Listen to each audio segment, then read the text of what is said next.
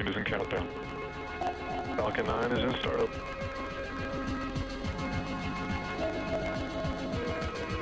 Dragon, SpaceX, go for launch.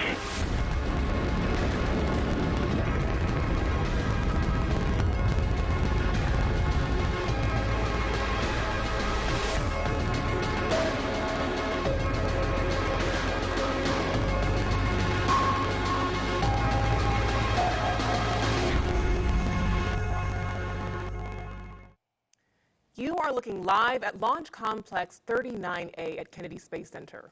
In just over 20 minutes, this Falcon 9 rocket will lift off, carrying the 28th commercial resupply services mission from both NASA and SpaceX to the International Space Station.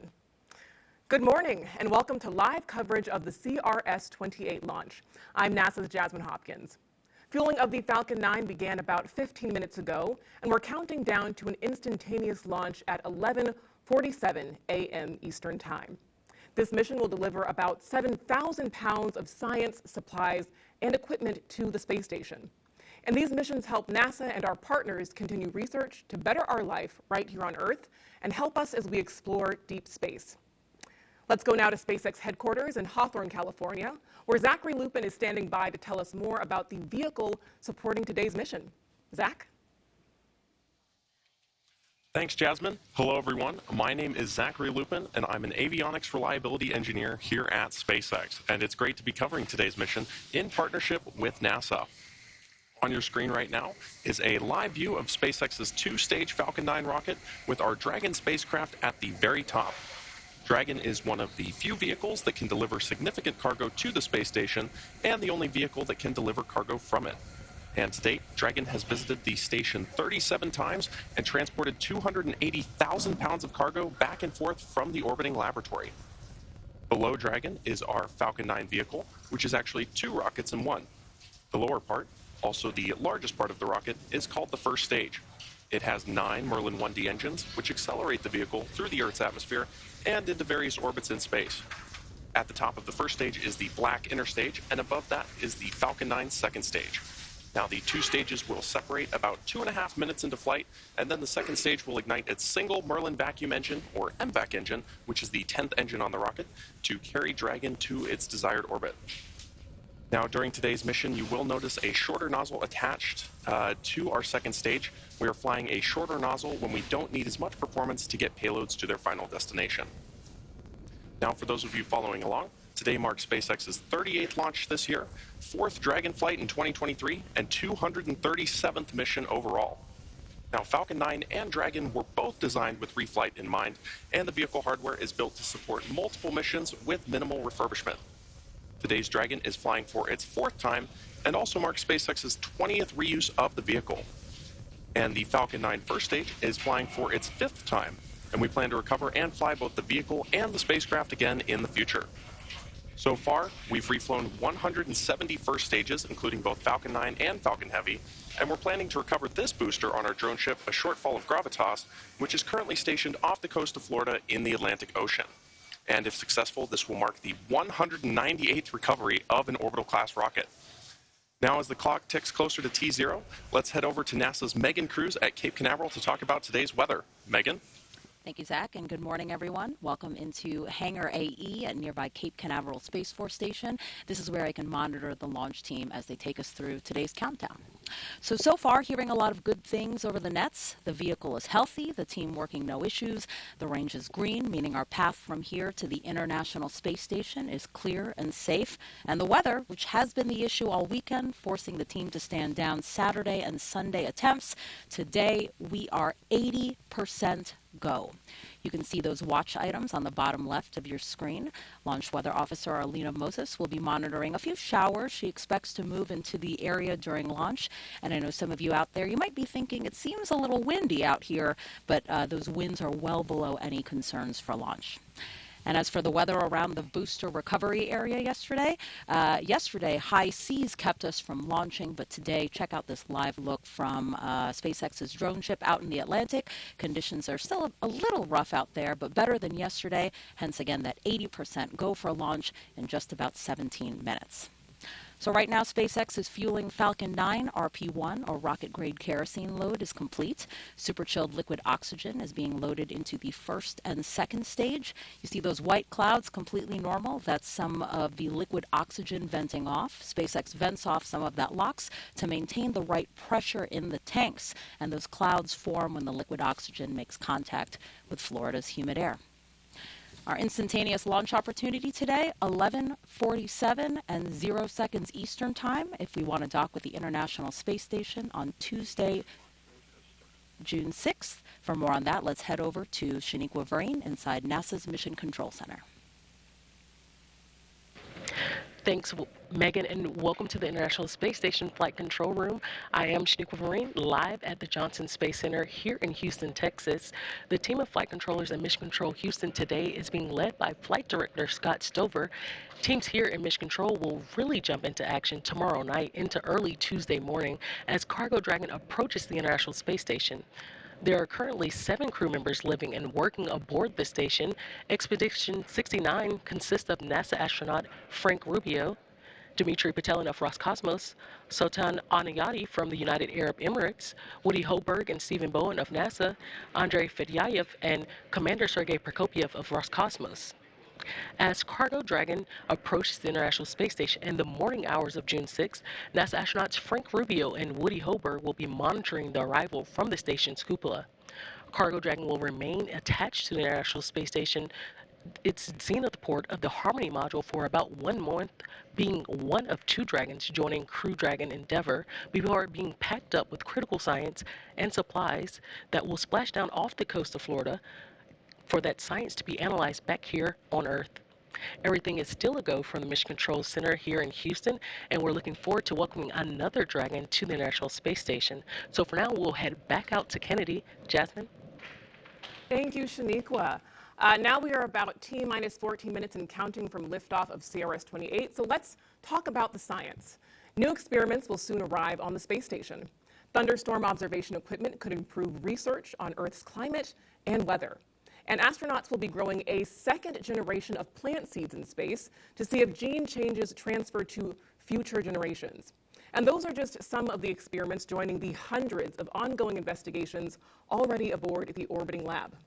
This mission will also increase power supply on the station, delivering the 3rd set of roll-out solar arrays, also known as IROSAs. After being installed on upcoming spacewalks, the arrays will roll out into position, boosting power on the station by up to 30%. Now, across the country, NASA and our partners are making small steps and giant leaps in preparation for the Artemis II crewed mission around the moon. So let's take a look at our Artemis Moon Minute. All 5 major structures of the Space Launch System rocket's core stage have now been fully integrated at the Michoud Assembly Facility in Louisiana. The engine section is the most complex and intricate part of the core stage that powers the Artemis missions to the moon. RS-25 engine testing is underway at Stennis Space Center near Bay St. Louis, Mississippi. This test is part of a 12-test series that will certify the new design for crewed Artemis missions. The engine ran for its full planned 720 seconds, the longest duration to date. At Kennedy Space Center in Florida, technicians have been testing the solar array wings for the Artemis II service module.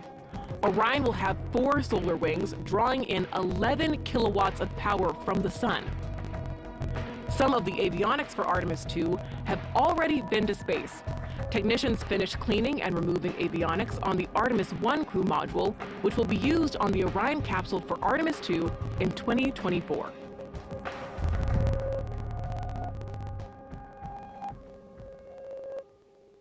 Now we are at T-minus 12 minutes and counting from the liftoff of the 28th Commercial Resupply Services mission from both NASA and SpaceX to the International Space Station. So let's bring back Zach now to tell us more about Dragon's flight history. Zach?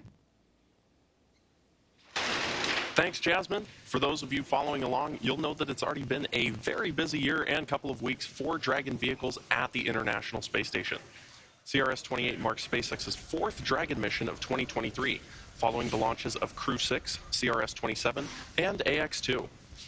The Dragon spacecraft supporting today's mission will be joining Crew 6 and Dragon Endeavour, which have been on station since March. Now, in order to make room for AX-2 and CRS-28 at the Harmony Zenith port on the ISS, the 4 members of Crew 6 underwent a port relocation on May 6th. And put another way, Dragon moved parking spots to make room for the incoming Dragons. A few weeks later, on Sunday, May 21st, Dragon and the crew of AX-2 lifted off from historic Launch Complex 39A at NASA's Kennedy Space Center and arrived at station about 15.5 hours later. And this is Dragon's fastest launch to docking time for a human spaceflight mission. After 8 days of living and conducting research on the space station, Dragon Freedom undocked from the orbiting laboratory and returned the AX-2 crew back to planet Earth off the coast of Florida at 11:04 p.m. Eastern on Tuesday, May 30th. And this made room for the Dragon vehicle supporting today's mission. From the beginning, Dragon was designed to fly cargo and humans to and from space. And since Dragon's first visit to the space station in May 2012, we've come a long way. In that time, as I mentioned earlier, Dragon has visited the ISS 37 times, and 9 of those missions carried crew. In fact, the first time Dragon flew people was just about 3 years ago with SpaceX and NASA's Demo 2 mission to the space station. NASA astronauts Bob Behnken and Doug Hurley took the first flight on Dragon on May 30th, 2020, returning human spaceflight capabilities to the United States for the first time since the space shuttle retired in 2011. The launch of Demo 2 also marked the first time in history that a commercial company successfully took astronauts to orbit.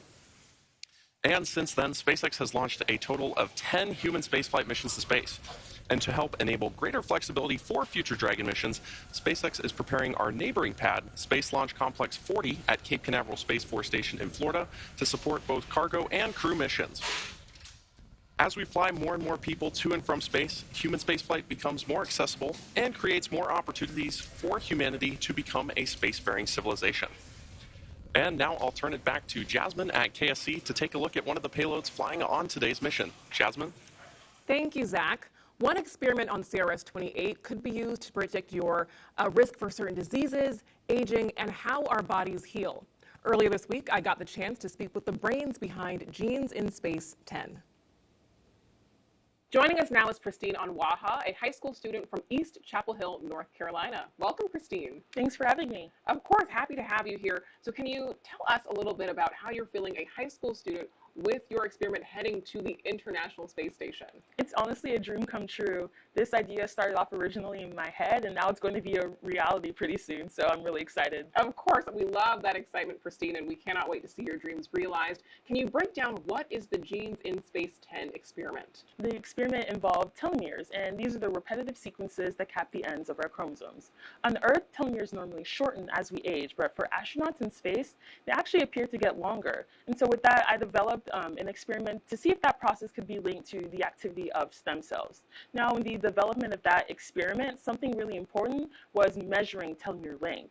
But it turns out that isn't something that can really be done on the ISS. Instead, experiments involving DNA length measurement need to be sent down to Earth, and that costs time and resources. So with that, the Genes in Space team and I got thinking, what if we developed an experiment that could help address that? And so we developed an experiment that will allow astronauts on the ISS to detect the 4-fold difference in DNA length. And so with that, it opens the door up for more kinds of research to be done on the ISS, such as into genetic monitoring, because being in space makes you more prone to genetic mutations. So that's something that can help with that. Also opens the door up for more research into telomeres to be done, and even broader.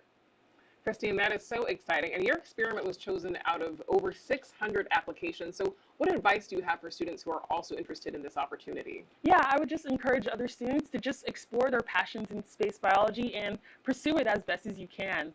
That's what I did, and it led me to where I am here. Exactly. Very excited to have you here. And tell me, what are your plans after high school? I mean, you've got some great things on the horizon, right?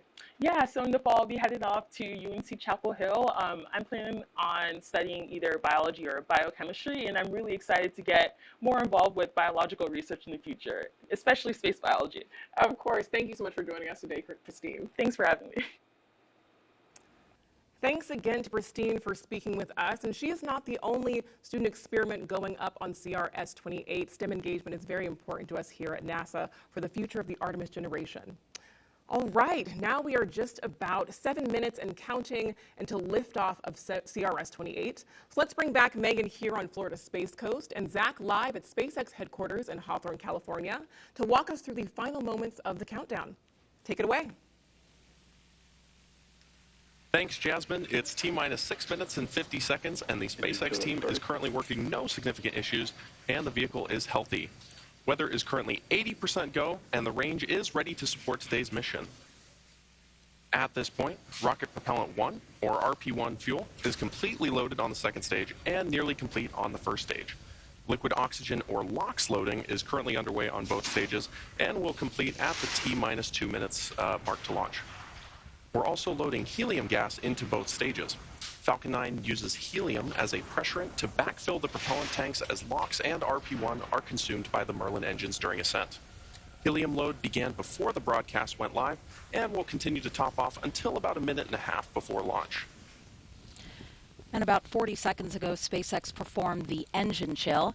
That's when the team flowed a small amount of the super chilled liquid oxygen into the Merlin engine's turbopumps. They're basically prepping the propulsion system for the full flow of liquid oxygen. By doing this, they avoid a thermal shock to the system, ensuring engine startup. Stage 1 fuel load is complete. And you heard that call out for Stage 1 fuel load complete. Now, Dragon also began its startup sequence at T-minus 35 minutes when it coordinated timing with Falcon 9. The spacecraft is currently undergoing vehicle health checks. It will enter terminal count at T-minus 5 minutes, with the next big step just a minute before liftoff, when Dragon will transition to internal power.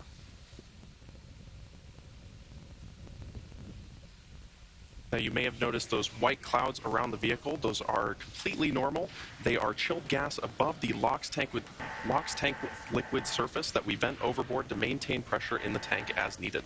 And when that gas comes out into contact with the warm, humid Florida air, the air condenses into clouds and water. Now, we should see the Falcon 9 tanks are pressurizing for strongback the retract. transporter erector. Dragon is internal count transporter and erector, internal or power. T. The transporter erector, or TE, is used for vehicle rollout and to route propellants and electrical power to the vehicle in preparation for launch. And once those clamp arms have fully opened, the TE will then retract away from the rocket in preparation for liftoff. We have a hot mic on the countdown net. All parties check your key panels. Strongback lower has started. We should see those clamp arms opening in about 15 seconds from now.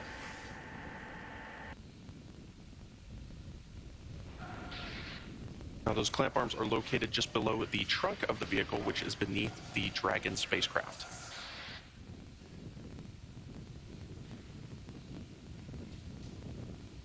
And there you can see those clamp arms beginning to open around the booster. Now, in these last few minutes before T0, Falcon 9 is performing final health checks on its primary communications, avionics, and propulsion systems in preparation for flight. And we may hear callouts that engines are sufficiently chilled as we get a little closer to liftoff. Those clamp arms should be fully open, and the transporter erector, that strong back, is going to recline away from the rocket.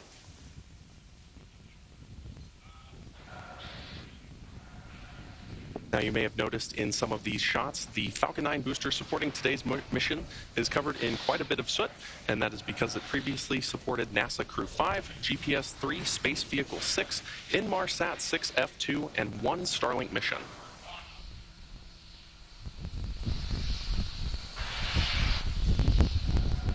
And you can see that strong back slowly reclining away from the vehicle. Stage 1 LOX load is complete.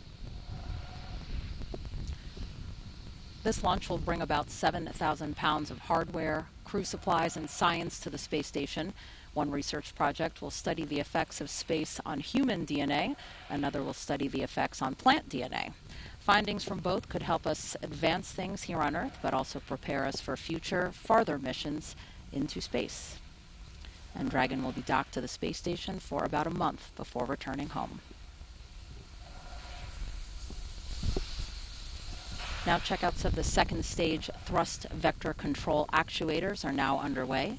This is often referred to as an engine wiggle test. This is when SpaceX moves the thrust nozzles slightly to make sure the guidance hardware is ready for flight. SpaceX will do the exact same test on the first stage engines, but that happens just seconds before ignition.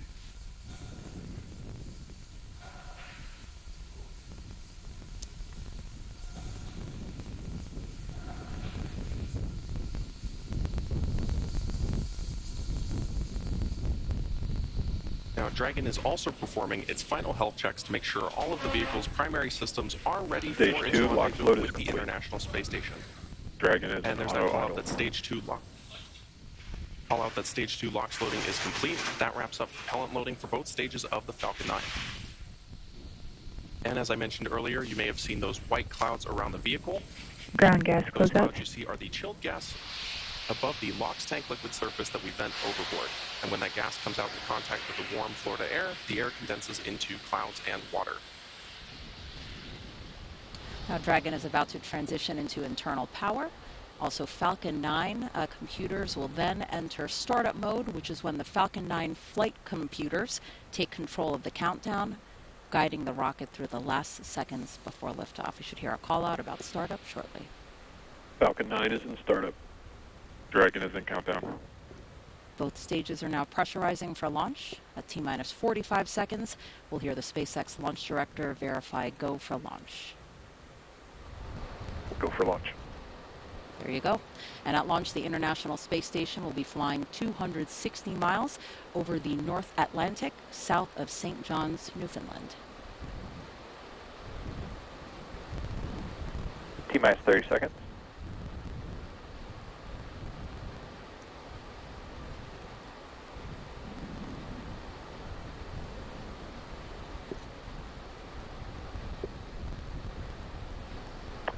Seconds.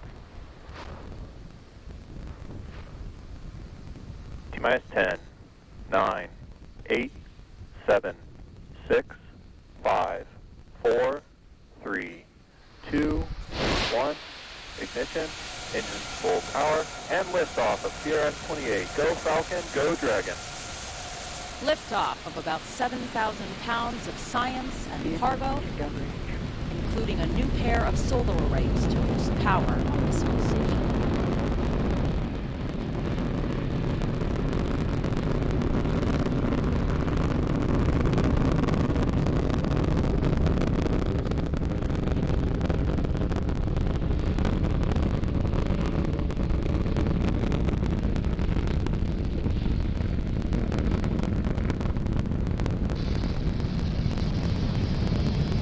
At T plus 40 seconds, Falcon 9 has successfully lifted off from historic Launch Complex 39A in Florida.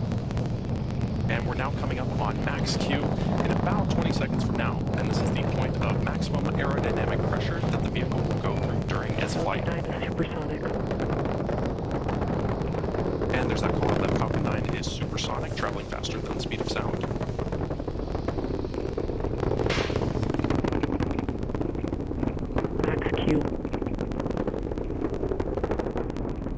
And there you heard the call out for max Q. Coming up next are 3 events back to back, the first of which is main engine cutoff, or MECO, and this is when all 9 Merlin 1D engines on the first stage shut down. After those 9 engines shut down, the first and second stages will separate, and this is also called out over the nets as stage separation. From there, the second stage will ignite its Merlin vacuum engine to boost Dragon to low Earth orbit during SES, or second engine start one. And this whole sequence takes about 15 seconds.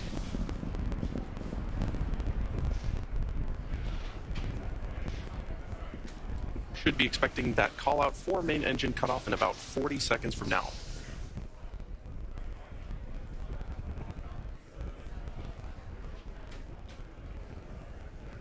Some amazing views of our Falcon 9 vehicle as it takes our Dragon spacecraft to orbit.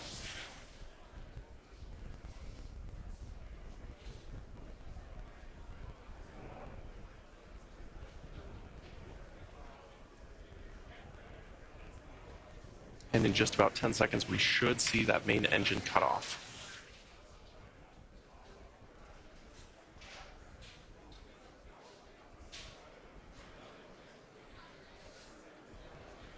MECO. Stage separation.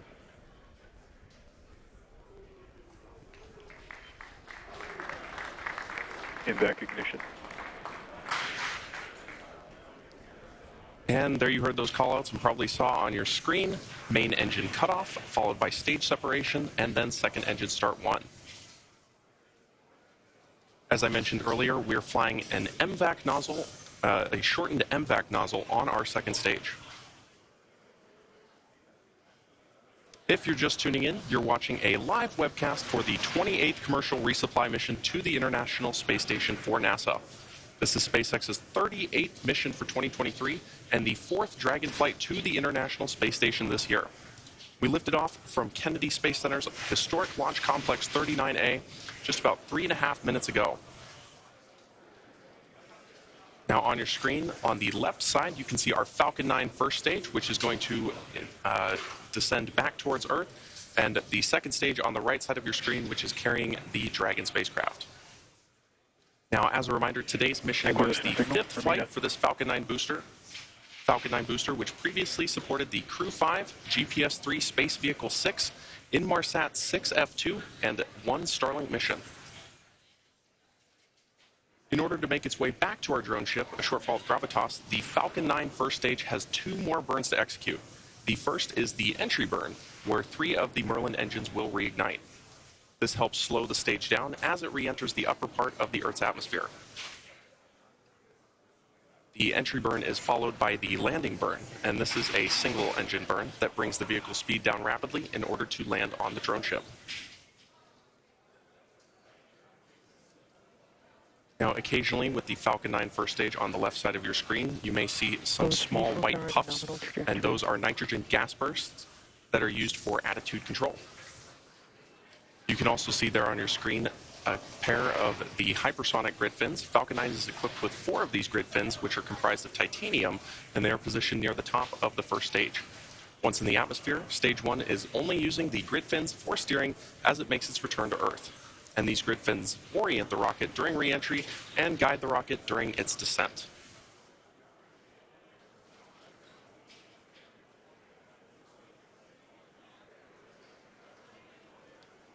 Now, the Falcon 9 first stage has 9 Merlin 1D engines, and each engine generates about 192,000 pounds of thrust.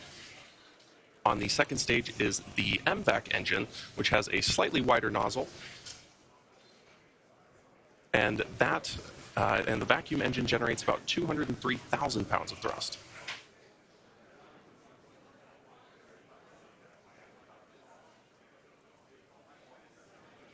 Next major milestone is going to be the first stage entry burn, which will take place just over a minute from now.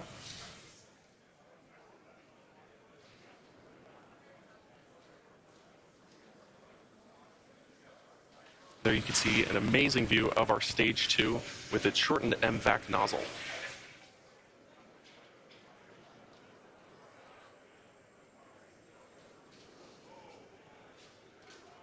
The Falcon 9 first stage, which is not currently on your screen, has reached apogee and is now beginning its descent back towards Earth. The second stage is continuing to take our Dragon spacecraft to orbit.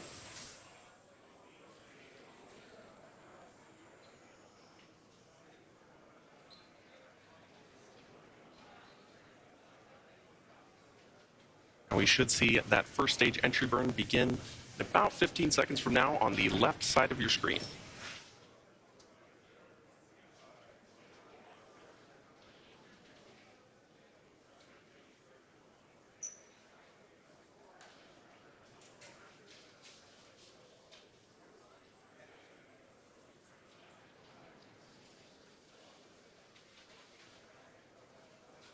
Stage 1, STS has safed.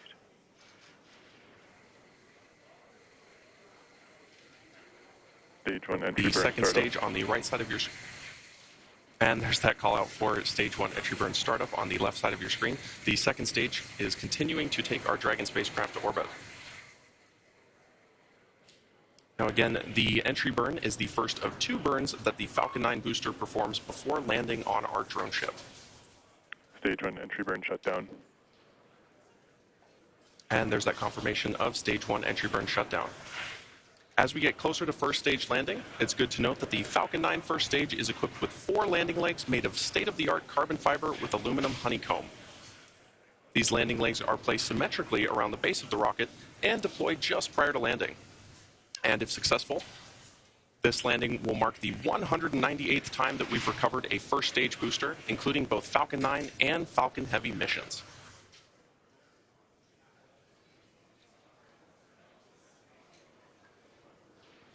We are about 25 seconds away from that landing burn beginning. Stage 1 transonic.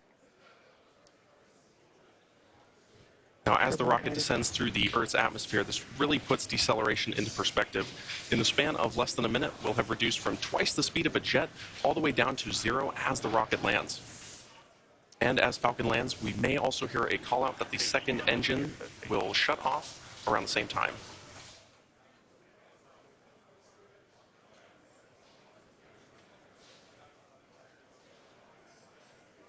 Stage 1 landing burn.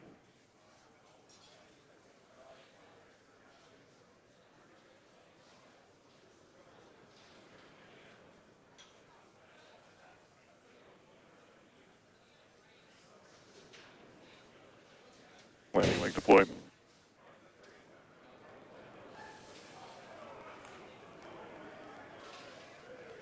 Stage 1 landing confirmed. And there you have it. The Falcon 9 first stage that supported today's mission has landed for its 5th time, having previously supported Crew 5, GPS 3, Space Vehicle 6, Inmarsat 6F2, and a Starlink mission. Today's landing also marks the 198th successful landing for an orbital-class rocket. You may have also heard confirmation of good orbit. Acquisition signal to Finland. At T plus 9 minutes and 30 seconds into the mission, we are coming up on the last major task for Stage 2, commanding separation of Dragon a couple minutes from now. And we expect to have video of Dragon separation from the top of the second stage, which looks into the trunk. CRS-28 will be joining the Crew 6 vehicle, currently on orbit, so we'll be back to having 2 Dragon spacecraft. 2 Dragon spacecraft docked at the International Space Station. As for cargo, today we will be delivering more than 7,000 pounds of science, research, crew supplies, and vehicle hardware to the orbital laboratory and its crew. To date, SpaceX has sent and brought back over 280,000 pounds of crew and cargo to and from the space station.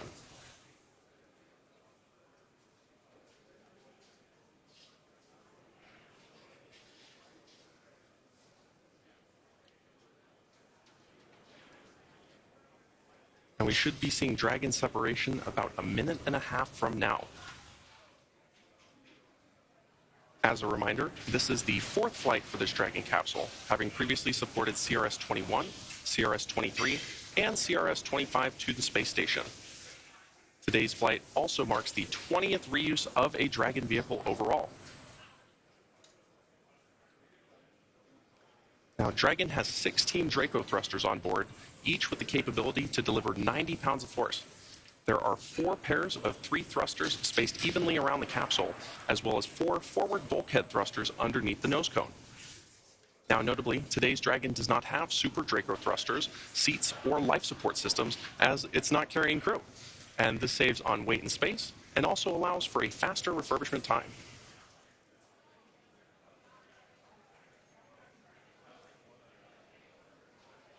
While initial designs of Dragon carried solar arrays extended outward from the trunk, the cylindrical structure located directly behind the Dragon capsule, the current Dragon has these arrays fixed directly to the trunk. And you may see at some point both a light and a dark side of the trunk, and that dark side is actually those solar panels, while the light side is a radiator to help cool the spacecraft.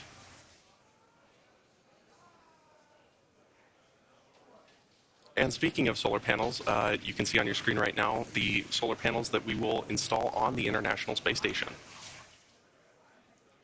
Once the Dragon capsule reaches the ISS, it will be able to autonomously dock using its navigation sensors, centerline camera, and light detection and ranging or LiDAR equipment. And there you can see on your screen Dragon separating from the second stage. Well, that's going to do it for me here in Hawthorne. The next milestone coming up is the Dragon nose cone opening sequence, which protects the double ring and navigational sensors. And I'll toss it over to Shaniqua in Houston to talk us through it. Shaniqua?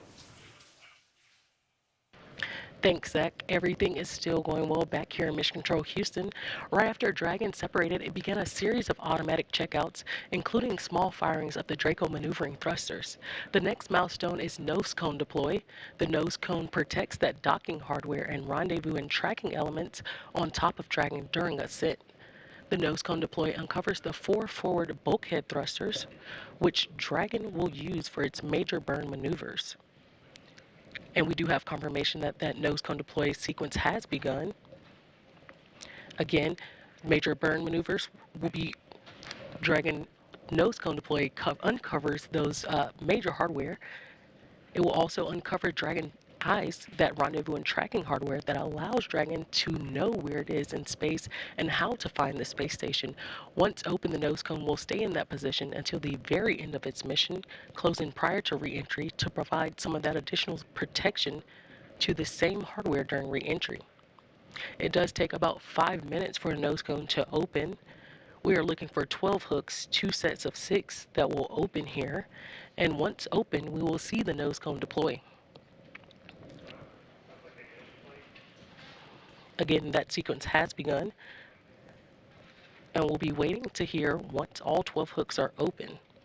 And we will see movement of the nose cone as all 12 hooks open. After nose cone deploy, Cargo Dragon will be safely on its way to the International Space Station. If you're just joining us, NASA and SpaceX's 28th commercial resupply mission launched from Pad 39A at the Kennedy Space Center in Florida at 10:47 a.m. Central Time, 11:47 a.m. Eastern Time, and is currently in orbit. We're standing by now for nose cone deploy. Dragon is filled with over 7,000 pounds of cargo and supplies, including a variety of science investigations, hardware, and fresh foods for the crew on station. Some of those fresh foods that will be delivered include apples, grapefruits, oranges, cherry tomatoes, and blueberries. Dragon will dock to the zenith or space-facing side of the Harmony module, just recently freed up by Dragon Freedom, which brought up the Axiom 2 crew. The Axiom 2 crew aboard the SpaceX Dragon Freedom spacecraft safely splashed down off the coast of Florida at 10:04 p.m. Central Time, 11:04 p.m. Eastern on May 30th, 2023. The crew's return officially concluded the second all-private astronaut mission to the International Space Station. Axiom 2 commander and retired NASA astronaut Peggy Whitson ended her 8-day mission with a new record of 675 days in space, the most of any American or woman. And while we're discussing records, NASA astronaut Frank Rubio will end his mission this fall, breaking a record of his own. Rubio will return to Earth aboard a Russian Soyuz spacecraft no earlier than September 27th, and in his stay aboard the orbiting laboratory, having logged a total of at least 371 days in orbit. That tour of duty will beat the previous record of 355 days set by NASA astronaut Mark Vande Hei in 2022. Joining Rubio on station are 6 other crew members living and working aboard the International Space Station. Expedition 69 also includes Dmitry Patelin from Roscosmos, Sultan Adiyati from the United Arab Emirates, Woody Hoberg and Stephen Bowen of NASA, Andrei Fedyaev and Commander Sergei Prokopyev of Roscosmos. All crew members are awake, and after enjoying a midday meal, some are headed to exercise, while others are headed to do some spacewalk procedure reviews. NASA astronauts Stephen Bowen and Woody Hoberg are prepping for a June 9th spacewalk to install one of 2 new rollout solar arrays on the space station's starboard side truss structure. This cargo resupply will bring up 2 new rollout solar arrays packed inside its unpressurized trunk. Acquisition signal. Gunali. And again, if you're just joining us, we are currently waiting on nose cone deploy of the CRS-28 cargo spacecraft. That sequence has begun just a few minutes ago, and it does take about 5 minutes for the nose cone to fully deploy.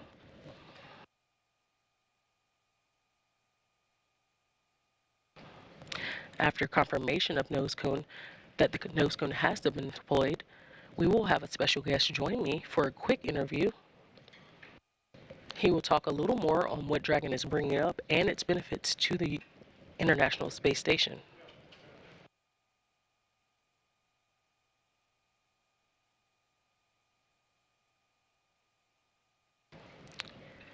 And back here in the International Space Station room, flight control room, while we are waiting for that nose cone to officially be fully deployed, we will have flight controllers that are monitoring the systems on station itself ahead of Dragon's arrival Tuesday morning.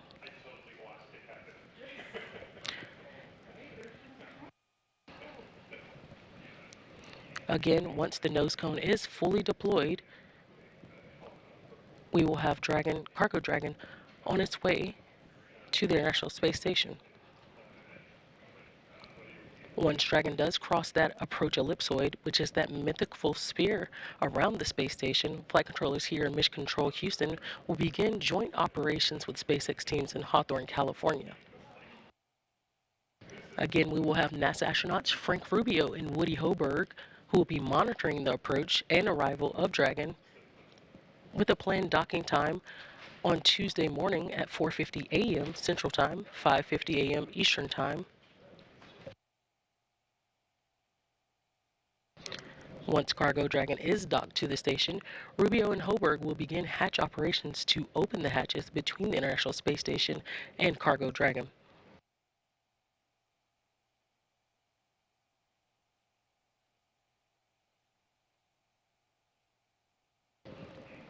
And again, this is live mission operations of the CRS-28 resupply mission to the International Space Station. If you are just joining us, we are currently waiting on the nose cone deployment of the vehicle.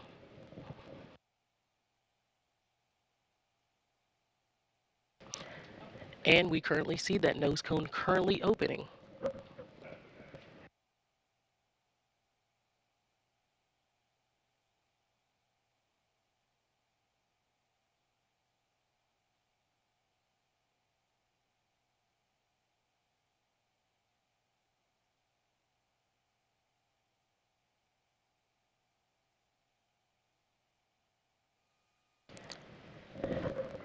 And we have confirmation of nose cone deploy.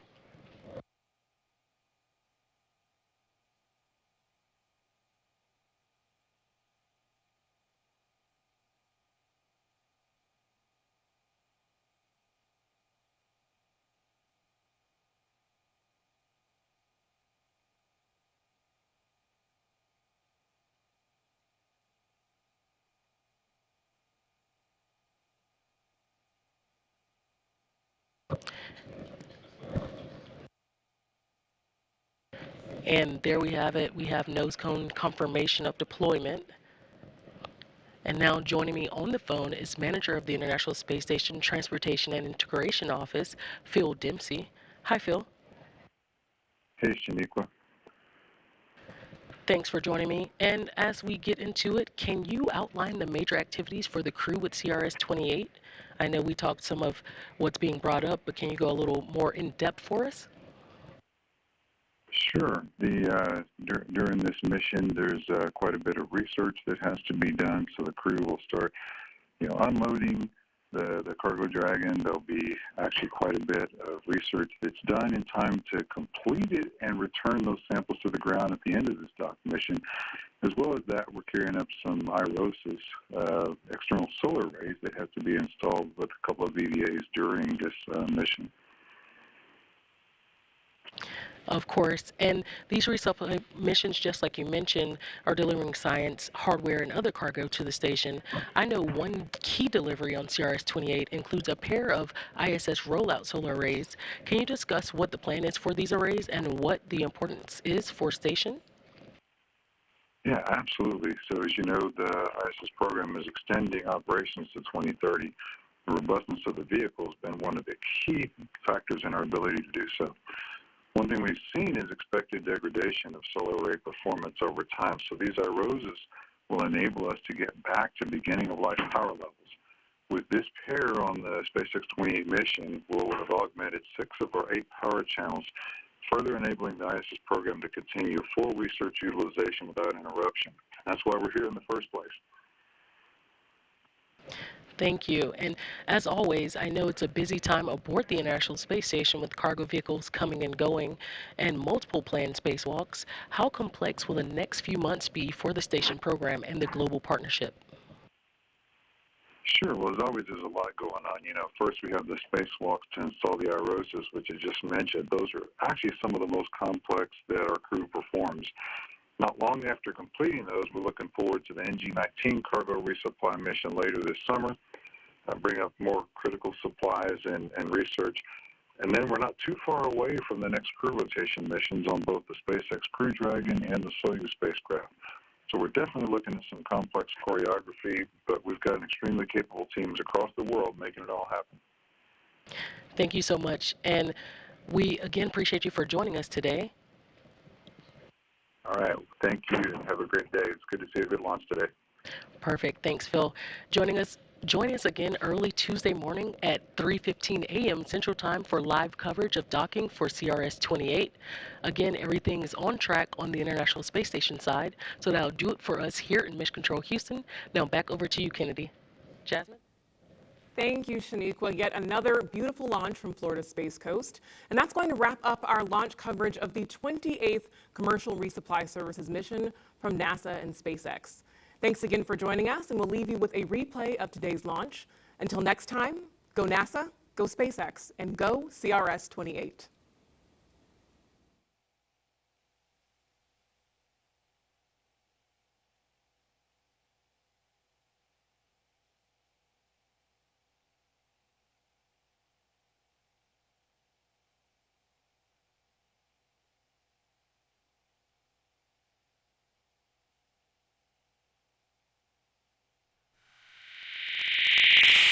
And cargo, including a new pair of solar arrays to boost power at the space station.